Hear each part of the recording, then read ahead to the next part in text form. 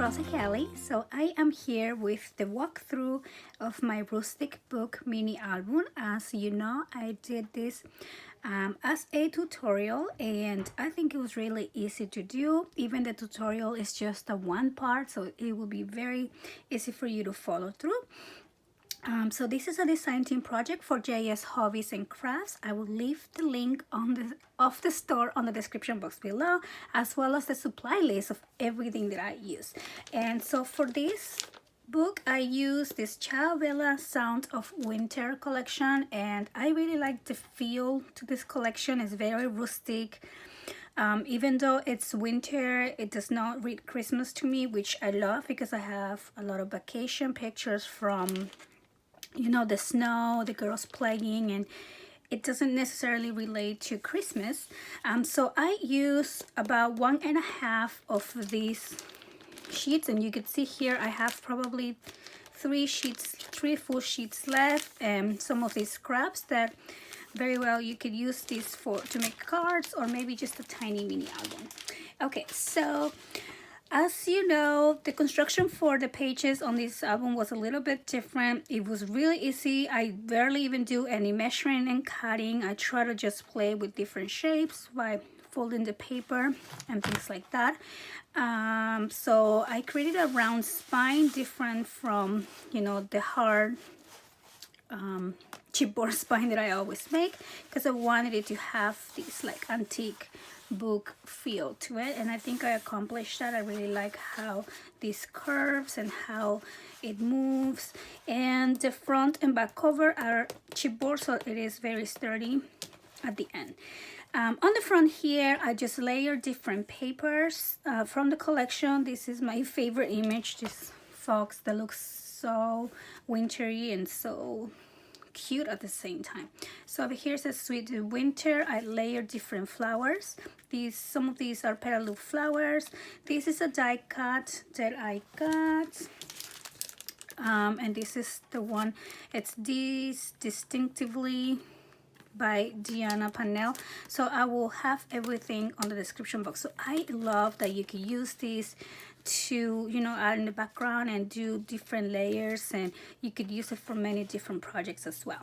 Then on the back here you could see this little cord, and this is the natural hemp cord, and it just again gives your projects a lot of dimension and volume and interest. So I love how that came to be. I hope you guys like it. I distress all the edges of the paper just by using my scissors and like scrubbing around.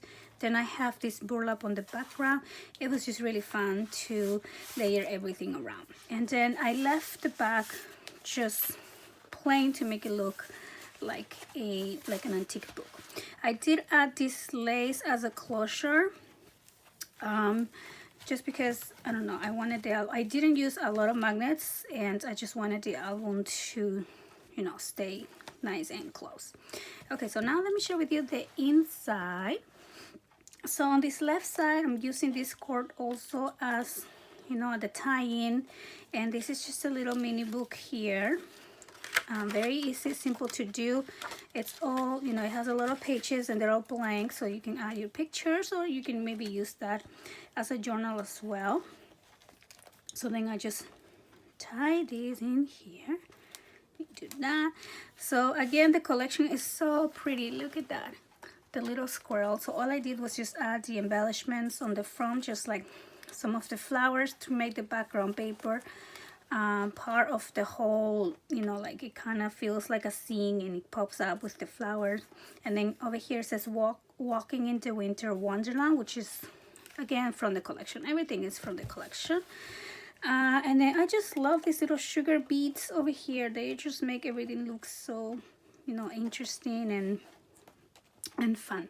So I have 4 signatures on this page, and again, the signature is super easy to make, and you will see that each one of those have a different type of interaction. So this is the first one, and it kind of opens up like this little pop-up type of page, and it's gonna, I don't know if you could see the video, but it kind of comes at you like that. So again, really super easy to make, and you can add small little pictures, maybe just journal on these page. And this is the beginning of the new signature. So in between each signature there is a 1/2 inch gusset, and then over here I just created a little flap to add a couple more pictures. And I love this image, so I wouldn't cover it, but if I was to add a picture, I'll probably just put it up here, just trim something a little bit small. I was gonna put photo places just so it's ready for me to paste my pictures, but I don't know what type of pictures I'll put. Maybe I'll put even just a small little picture. So it's better always to wait for your pictures to cut your photo mats. So this is the center of that signature, and again I fussy cut out this fox, and this is from the cover, and then I just backed them on some chipboard just halfway through, so when you add your photo mat it will go right here like so. And so this is one of those accordion type pages, so it opens to this side and then it also opens to this side like so. And I wanted to make everything symmetrical, so this page over here does the same thing. Isn't that cool? I love this little square, and you probably don't even have to put a picture there. You would just put one here, and if you do, you could just add a smaller one right there. And okay, so then the next signature here, again, this, every time you see a 1/2 inch gusset, that is the in-between signatures. So I just created 2 little pockets, and then I distressed some of my scrap pieces of paper, and I did not back this on cardstock because I just love the paper so much. But you can most definitely back these on like a 4x6 if you want, you know, your paper to be thicker. But I really like it like this, and I'll probably just add a picture in the back or maybe journaling. I use a Martha Stewart paper punch to create this little border, and then some of my leftover little trim pieces.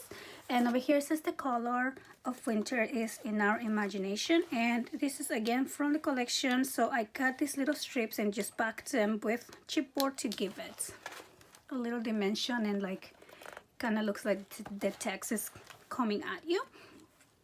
Over here again I cut this little squirrel and just did a little collage. And the next page, it is like a little different version of the first page. So again, the centerpieces come at you, but these ones I just cut it a little bit different, so you have small little spaces to put pictures. And this actually, the way this is cut up, because you could see how deep this is, it looks more of like a 3D than the first picture, at least in camera it does, I think. So yeah, so over here on the sides we can add journaling and then put smaller pictures there. The next 2, again, this is the gusset over here, and I just created something very symmetrical, put some of my burlap on the back. And I do want to mention that when I put my flowers here, notice that I put 2 and nothing on this corner, and then I put this one on the corner, so when your page is closed they're not touching each other, so it doesn't make your album super bulky. They kind of just fit in like a puzzle. So that's something to keep in mind when you place your flowers, that way your album is not like super sticking out. And the next page over here, these are, oh my goodness, I just love that image, and it just looks wonderful as it is. I didn't do anything to this page, and I didn't think it needed anything. The graphics are just amazing.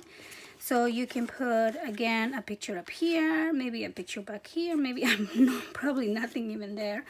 But this page does open up to the side like so, and this one as well. So lots of room for pictures, and then you can actually also open these 2 up. And what I did here is I used one of the 12x12 that was kind of hard to cut, so I try to keep it as one whole piece. So I really like how that looks. And this actually is a 3-panel window, so you had kind of like an incomplete window here, so I added this little wood piece here, wood piece from the collection, so it kind of looks as the frame of the window. And then of course you can put pictures on each one of these places. And then on the top flaps, I just did kind of like the same thing. It's the same page design, actually the same page that I cut it this way, so it kind of looks like it's one page. So this closes down like so, and the next one, the last one, this one I just kept playing, just embellish. Well, I didn't embellish, but I just wanted to showcase that image that is absolutely gorgeous. And look, it already looks like it is three-dimensional. Maybe you can add a little something here, just a little tiny place to add some journaling. And then on the back, I wanted to create this little pocket to use some of the tags from the collection as well. So I just put a little brad here to hold them together, and then you can actually open them up and journal on the back as well. And look how cute this image is.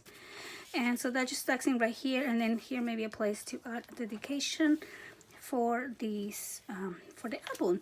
So I hope that you guys enjoy the walkthrough of my Rustic book mini album. It was super fun and easy to make, so I hope you guys give it a try, and please visit the store. I will have the link on the description box down below.